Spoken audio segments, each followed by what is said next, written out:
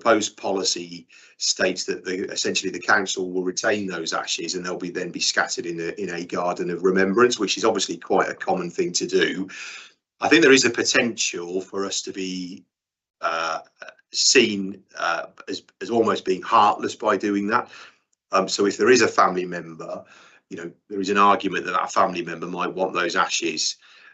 The reason that we put it in the policy that we propose the council retains them is because it's really difficult for us to determine who might be entitled to them, and we'd hate to end up in a situation where somebody comes forward who may have been the next door neighbour or the best friend of the person, asks for the ashes, we hand the ashes over, and then a week later a relative comes forward, for example, and says, it's my estranged cousin or something like that, I would like the ashes. So, our view is, if this is a public health funeral that the taxpayer's paying for, that we're organising, that to be fair to everyone, the ashes will be retained by the council and then scattered in a garden of remembrance. I think that's probably the only aspect that could be seen as being contentious.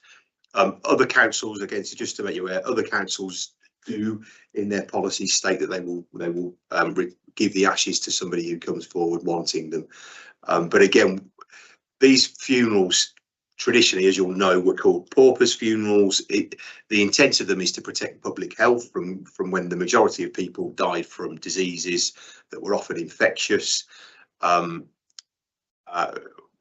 I said at the beginning, we just want to be clear that this isn't a benefit that people are entitled to, and we hope, for example, limiting the involvement of family and friends in the organising of the funeral, it will encourage them to take on the responsibility of organising it themselves. And if there are a number of family members or friends, obviously the option for them is to contribute an amount shared out amongst them that would then cover the cost of the funeral. In the policy, there's also some links to grants that are available to help people pay for funeral costs, and when we do speak to family members, we obviously already provide that information to them and support in terms of applying for those grants. I think I've covered the bits I planned to cover off. I can see there's already hands up, so I'll hand back over to you, Chair, if that's okay. Thank you very much, James. Councillor Hill. Just a question that I know that you said that you're allocating a budget for 2, and I noticed that already you had 6 in 2024, you've had 3 this year, and with the rise of homelessness and people, not being able to afford heating and whatever else, I could only see that rising. What's your view and what's your thinking? So the trend nationally is an increase in public health funerals, but we're not seeing the increase that many other councils are. For some councils, they are, Birmingham, for example, have a team that does this function, and we're not seeing that. Part of the policy, we hope, will help limit the number of public health funerals that we have to provide, because where there are family and friends, they'll be able to see exactly what we will provide in terms of a public health funeral. And if they think that, for example, we'll be paying for transport for them, or flowers on the coffin, or they'll be able to view the person before the funeral, or have a say in how the service is delivered, the policy will make it clear to them that that's not an option for them. So hopefully by having this, it will help the officers to encourage family and friends to organise the funeral themselves, and therefore limit the number of funerals that we provide. Obviously, if we go above the 2 a year, then the costs will be found from somewhere. Can I just add on to that? I was saying a little bit earlier that I used to travel the country training, and I used to go and collect sandwiches at the end of the day from supermarkets and whatever else, and take them around to homeless people. And I found a person dead in a doorway in Leeds one time. I often wondered what happened there. With more and more people sleeping out, especially in cold weather and whatever else, are we likely to see more people who we're not able to find out where they live or where they've come from within this area? I'd say traditionally it was people like that we were providing funerals for, recluses who have sort of disassociated from society, and often it can be a long time until they're discovered in their house. In Lichfield, I was saying, I'm going to ask Jack to chip in, I don't think we get that many like that. And often the ones that we do have family and friends. There's all kinds of reasons why they won't take the funeral on. You know, they've fallen out, they don't know the person, or they obviously say to us they can't afford to pay for a funeral. But no, it's a very good point, and I'm certain in other areas where there are more cases of homelessness and people not getting involved in society, that is probably a bigger problem for them. Okay, thank you. Can I just go to Councillor Anketell? Did you wish to speak? Yes, a few points. One of them was what's just been raised, so thank you for that. Another couple of bits of printing errors or whatever. Where are they?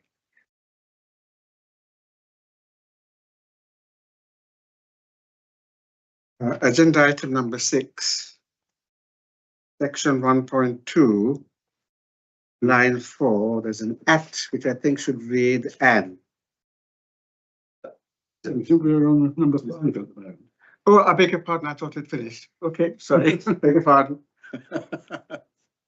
You feel yes, it's Councillor Ashton, please. Thank you. Yeah, I mean, the way you're describing the funeral, it sounds very, very stark and bare. I actually had the privilege of reading with Councillor Hughes at one of these public health funerals. I was very pleasantly surprised how dignified it was and how well it was conducted. In the event, although there was only one relative who was a niece, I think, who hadn't seen her uncle for the last 30 years, the funeral was very well attended by the neighbours. He lived in Bluebell Court at the top of Greenhill, and by his dog, who stole the show. But no, I was very impressed by the way that it was carried out with a good deal of dignity and respect.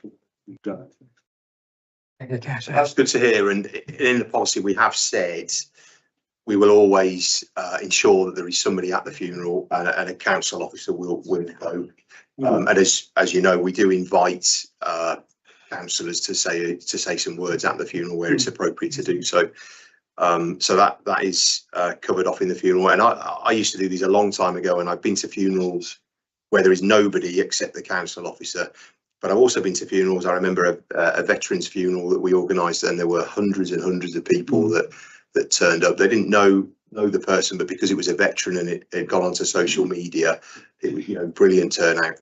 Well, the presence of the councillors at this one definitely was appreciated by the friends and by the celebrant. Right. Thank you. Councillor Evans? I think Councillor Chuckling was before me. I don't mind dying. Thank you. That's okay. Yeah, pauper's a very old-fashioned name, isn't it? It's not a name that you see very often, but on the other hand, the policy actually does use words with, as you just said, with James, with dignity. People are treated with dignity and respect, which is so important. And of course, their religious beliefs, if you know them, are respected as well, which again is an important aspect for anybody.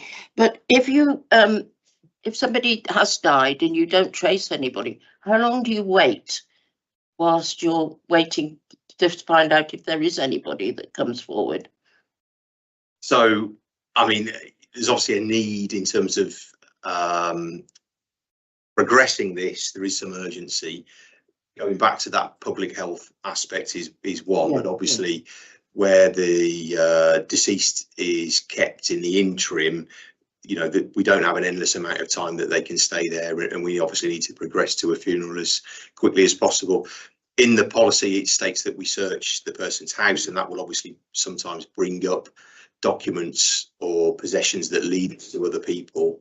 And then we've obviously also got the opportunity to put information out on social media. But depending on where the person has died, often we'll get information that way as well. So if the police are involved, they're forced entry into a house and found somebody, the police will often have got details of relatives or connections or friends that they then pass on to us. So sometimes there are delays, and it's not always because of inquiries that we're making, but we do our best to identify people who knew the person. Thank you. But the policy does seem very fair, and I would recommend, agree with the recommendations, because it is an important policy. But it's very well covered here, I think. And the fact that you've mentioned about other authorities, fairly similar policies to this. Yeah, although I would say the majority of councils, from what we know, they only provide that very basic funeral where there is no service. So the deceased is taken to a cremator essentially in most cases, and there's no service or commemoration of the person. Sad that is, isn't it? It is. Thank you. Evans, Councillor Chetland. Couple of things. What is the MHGLC guidance, please? Which you took account of.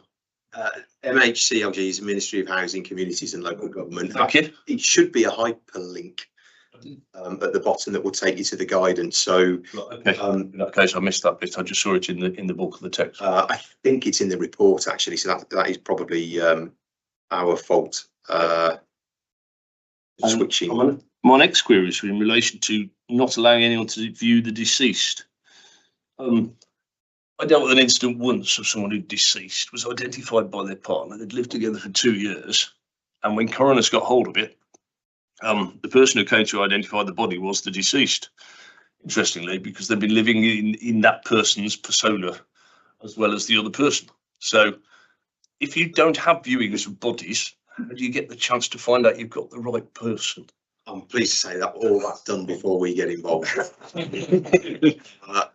By what we've put, some people, some family members and stuff like to see the person in the coffin before the funeral, don't they? So in the policy, we're just making it clear that that isn't an option. Again, because if we were to provide that, You then have to provide the member of staff, and I get that. yeah, and we have to, It's just the identification.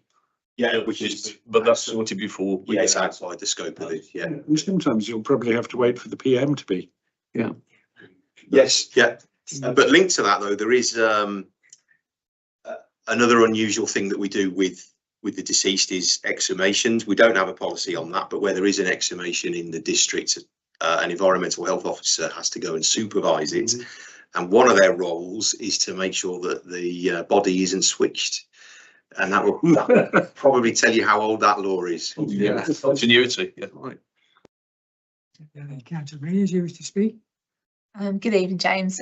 Just a quick question for you. On the policy with section 6, locating the next of kin. Yeah. There isn't any reference to the time span that you put into locating the next of kin. Are there other rules in the background that dictate that, which is why it doesn't need to be included in the policy? So I'd say on that, each case is very different. We don't have set time frames. What we commit to do is make reasonable efforts to trace, obviously, next of kin first, family members and friends. And in the policy, we've tried to cover off some of the steps we will take. So using social media, speaking to neighbours, searching the house for obvious things like a will, and other things that might lead us on to other people. But we haven't put any time frames in there. We're obviously up against the clock in terms of progressing it, but we still make those reasonable efforts to identify relatives. And as far as I know, I'm going to look at Jack again. We've not been in a situation where we've organised a funeral and somebody's come forward that we could have reasonably identified to say, you've just done a funeral for my brother, for example. Why didn't you contact me? Not that I'm aware of. So do you think it's more going to allow the policy to be more successful if there are no time parameters? Yeah, because every case is very different. One case could be somebody who's died in a care home. Another case could be somebody who is homeless on the street, nowhere for us to search.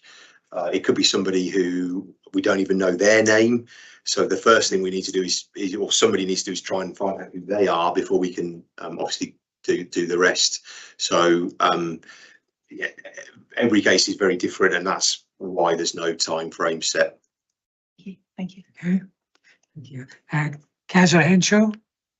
No, nothing to add now. Okay, It was about identity and that's been cleared. Thank you. any other questions? No? You all happy with that update on the policy? Yes? James, thank you very much for that.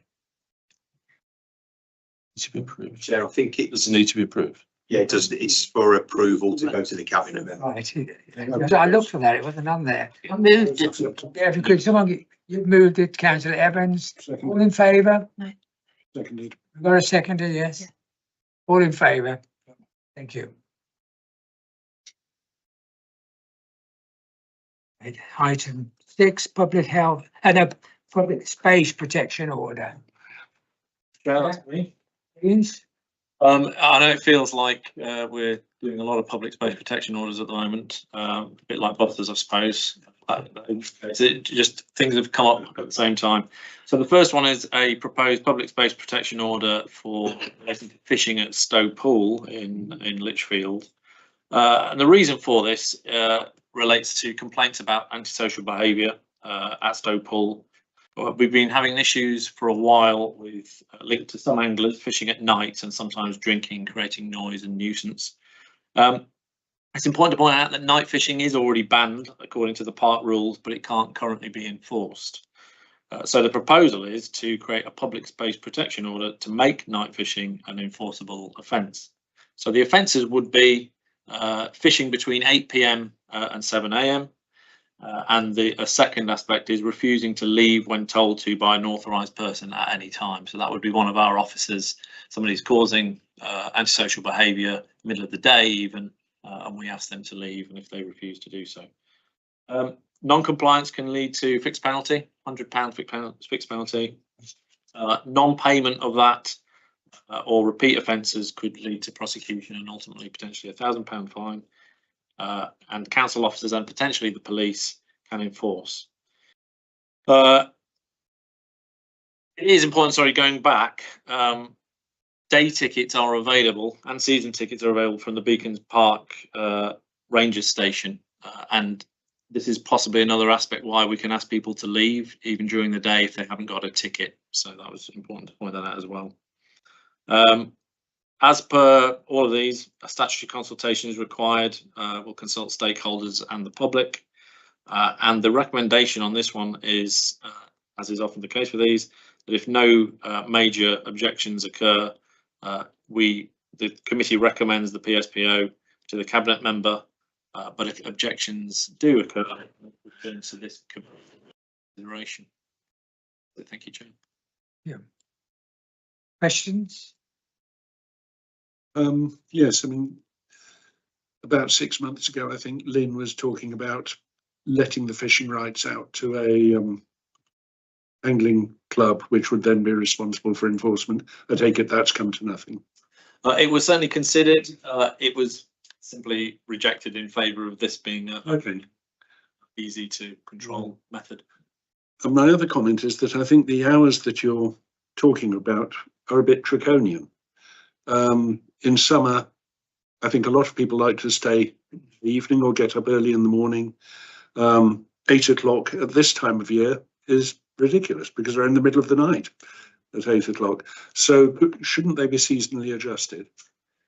Yeah, I mean, that's one possibility. We did look at dawn till dusk, but then, identifying, is it dawn, is it dusk? Yeah. Right, but It'll be tricky. you could do something a little less fine grained, maybe. Yeah, it is open to the committee to amend that if considered.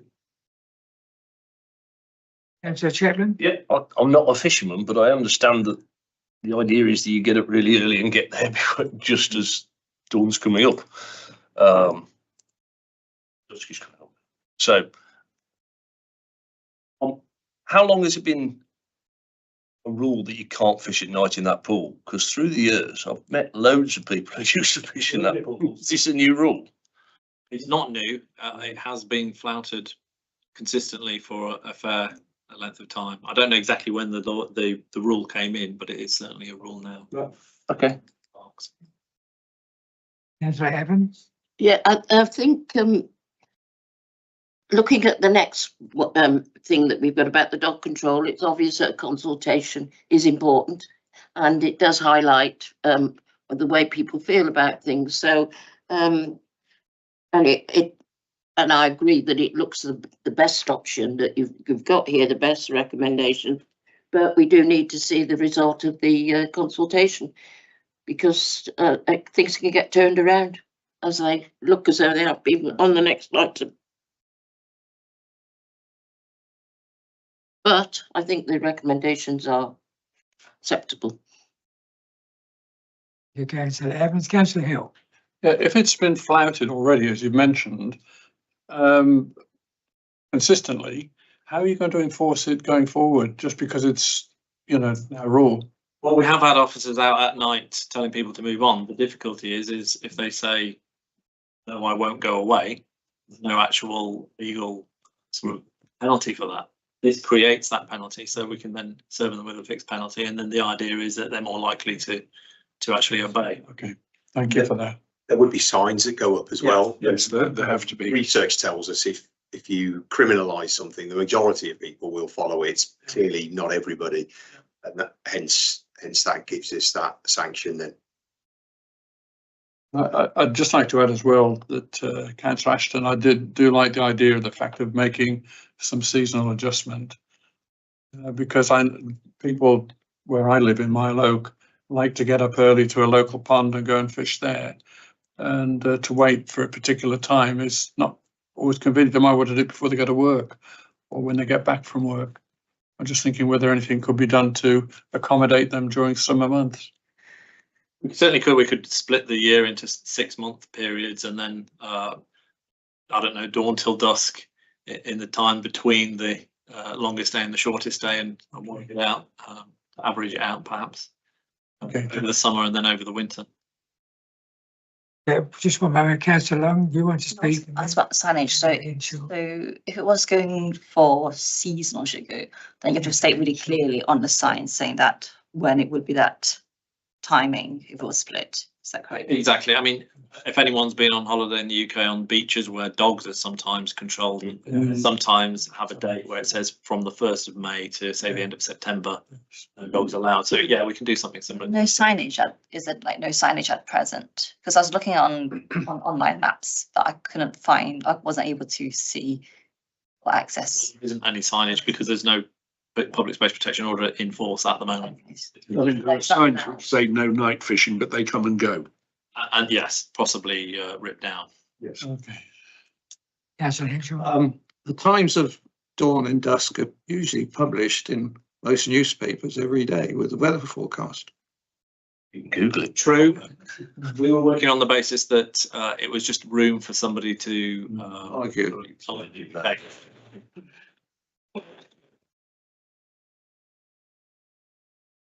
Any more questions?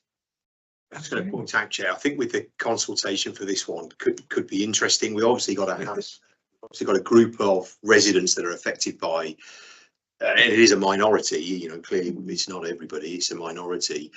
A group of residents that are affected by this, who will obviously involve themselves in the consultation. We expect people who are involved in fishing will. But I think with this one, there is the potential for a fishing group, a national fishing group, club, society to get hold of these proposals, circulate it with their members, and we could obviously get responses from all over the UK who have never even been to Lichfield, giving us their view. So the way we do it, we'll have to be careful, but I'm not sure we'll be able to eradicate that. And you know, I'd hate it for it to come back here. And for 99% of responses say this and 1% say this, and we go with the 99% when really it's completely irrelevant to them. I think this is slightly different to other consultations we've done in that regard. Yeah, Councillor Ashton. Have you contacted the Friends of Lichfield Historic Parks on this? I'm the City Council rep on that. Not as yet, but obviously we haven't gone through the consultation, so we can do. Because this has been a sort of perennial item on the agenda of their meetings. I know, night fishing. I mean, it's as you say, people are drinking, they're smoking certain substances, etc., and there are quite a few people who use that path at night to get to and from their homes. So I think it would be a good idea if they were included in the consultation. Yeah, that's not a problem. It's been reported that fishing is the most popular sport in Britain, with 6 to 7 million anglers. So it's a huge number of residents in this district. And to be clear, we're not banning fishing at the end of the day. No. It's just the nighttime. But I think the consultation will attract a lot of participation. Any other questions? We move that we're happy with the recommendations we've had and the changes that we've discussed as well. Come on, please move that. Yeah. And Councillor Evans, all in favour? Sorry, Chair, just to clarify the seasonal thing, are we happy with a 6 month winter, 6 month summer? Hourly change Yeah. Yes. based on an average dawn and dusk for those periods? Yeah, sort of outline. Can I ask where you're going to put the 6 month break? British summertime, presume. Yeah, that would make sense. I think it'd be the tips, wouldn't it? The tips open at a certain time longer in the summer, and then an hour later, boom, like that, where it's from October till March or something. Yeah, I suppose. National Trust, properties of that kind of thing.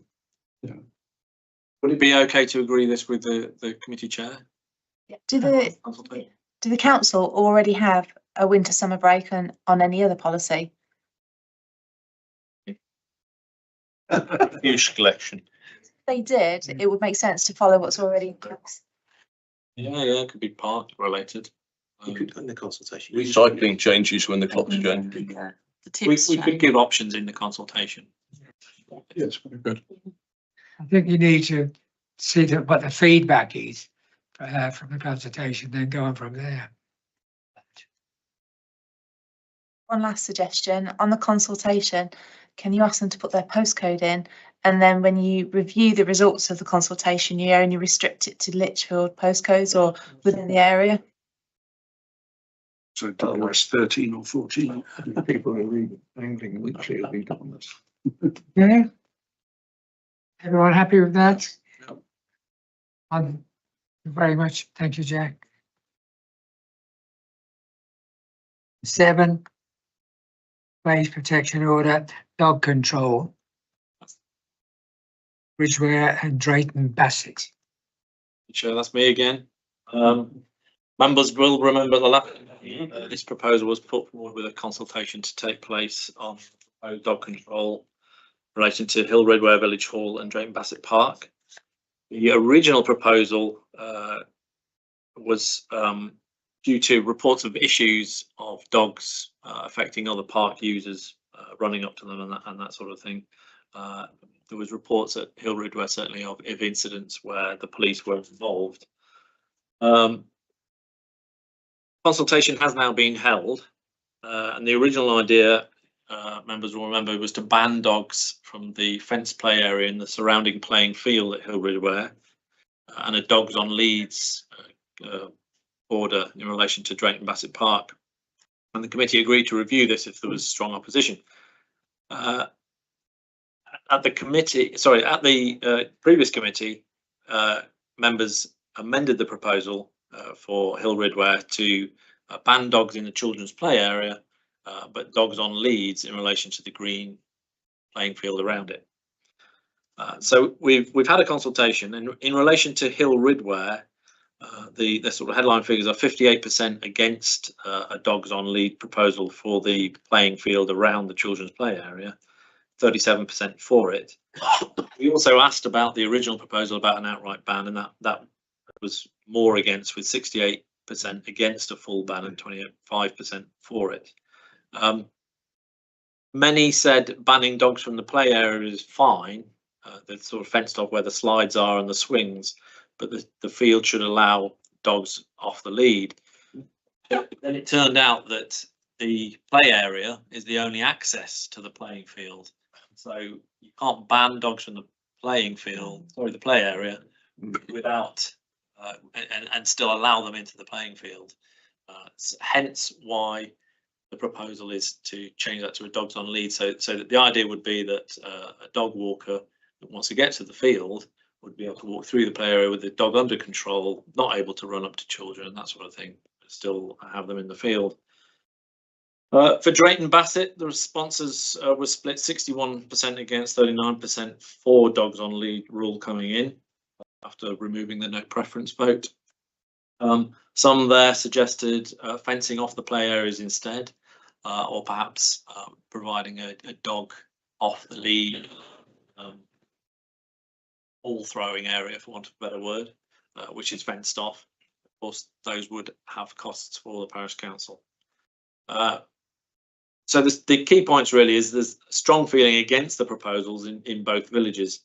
And the majority of responses seem generally happy to share spaces with dogs off leads. And it's important to note that the guidance on this says councils must balance community enjoyment with civil liberties. So we're looking out for dog owners as well. Another good point to make is actually the number of dog owners, because that was part of the consultation. Was about 2/3 of the people responding were dog owners. So clearly, there's possibly more of an incentive for them to fight for their rights, if you like. So hence more likely to respond. There is another point to make on the consultation. It's been suggested that people may be filling in the consultation many times over. In spite of asking and looking into this, I'm still not 100% confident that people couldn't circumvent this. But if you look at the timings of when they were filling it in, people clearly haven't been filling it in. The timings of when they've submitted them are quite spaced out, with a spike at the start of it, as you might guess. And the comments that they are providing suggest that they are different people. You know, there's some similar comments, but they're sort of varied in the way it's written, which, even if there was some repetition, I think the clear sense is that certainly dog owners especially are against the proposals in their entirety. So the recommendation is to only require dogs to be on leads in the fenced off children's play area with the slides at Hill Ridware, because it's the access route to the field, and no new restrictions on Drayton Bassett Park. Thank you, Chair. Right, Councillor Chitland, and then I'll go. Just in relation to Hill Ridware, looking at that map, the Ridware Village Hall, is there no access to that car park then? Because it looks as if you just walk down the side of the Village Hall and go onto the green area. But it's fenced off. There's a big gate that's locked. There's a big gate that's locked, so okay. Okay, so I think it's an acceptable proposal. Propose it. Thank you. This best word, I think, this time. Page 29, section 3.8, line 2. You've got the response was against, even more pronounced. The was removed from before against to after this. Yeah. Well spotted. Other questions? Councillors, any?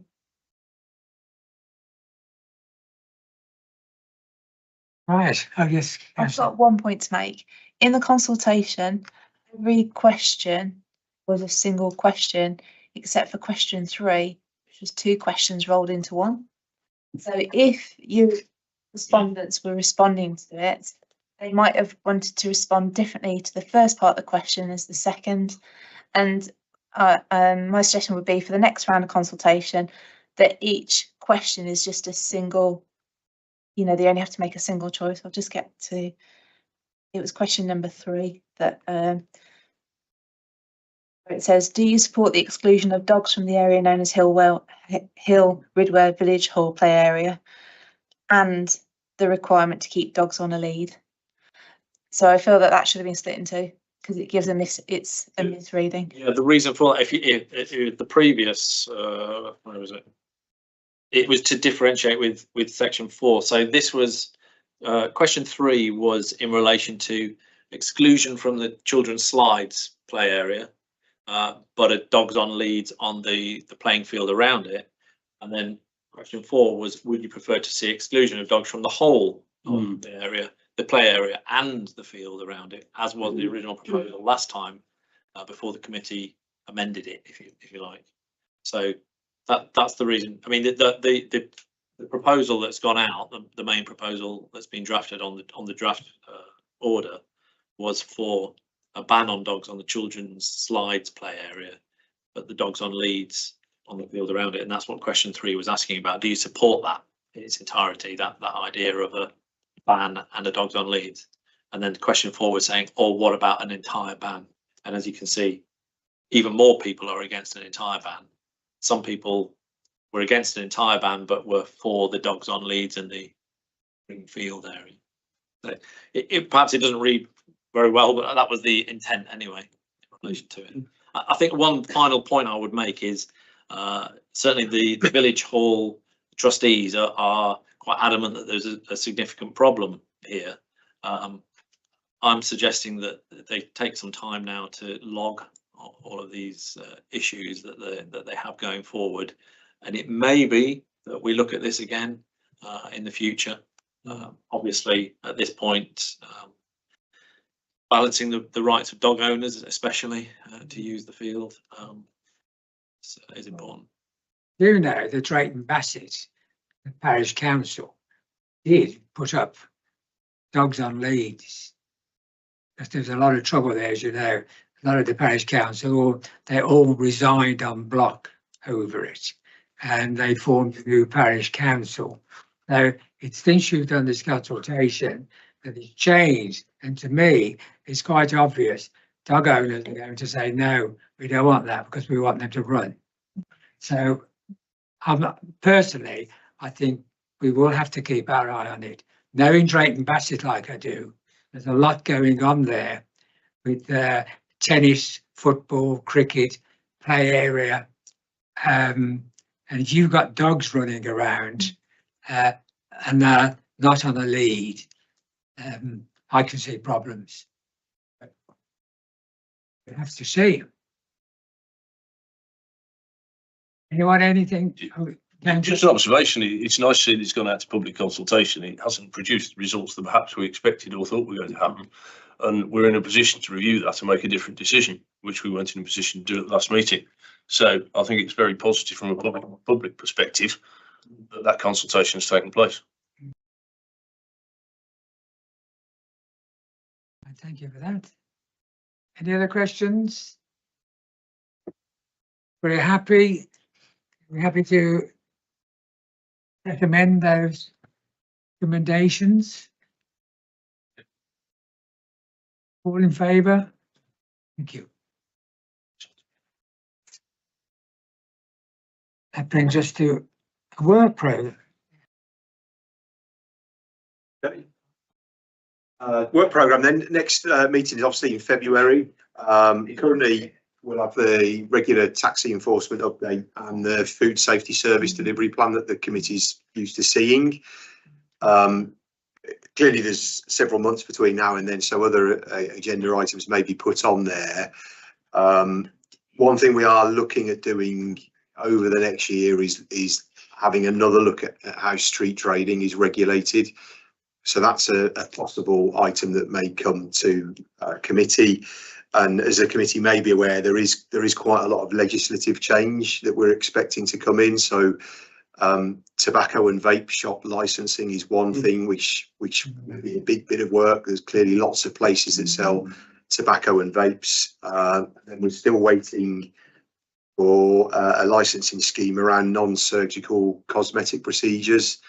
And again, that'll be a very different bit of work for us to get involved in. So currently that's what we've got for February, but pending those things coming forward or things the committee want us to look at, that's it currently. Okay. Any questions? Can I just make us as this is Jack's last. No, it isn't Jack's, James. James, sorry. James, sorry. We can't get rid of Not James. getting rid of you. It's James' last meeting. We need to thank him for all the work that he's done on this committee, because he's been a brilliant member of the council, as a councillor, but as an officer. And we do appreciate what you have done, and alongside Jack as well. So thank you very much for all you've done in over the past however many years you've been here. Not half, isn't it? I've just heard that you're moving to Bermuda. Bermuda's gain is our loss. Thank you. It's been a pleasure working with you. I've really enjoyed this role. I think the relationship between us and the committee is fantastic. We make a lot of positive. So, you know, Jack taking over from me, we'll see that carries on. So thank you for all the support you've given me, and more importantly, the officers that are out there every day doing the job. Excellent. Thank you, James. Yeah, read them well. We wish you well. Yeah. Safe journey. Good luck with your new venture. Right. That's it.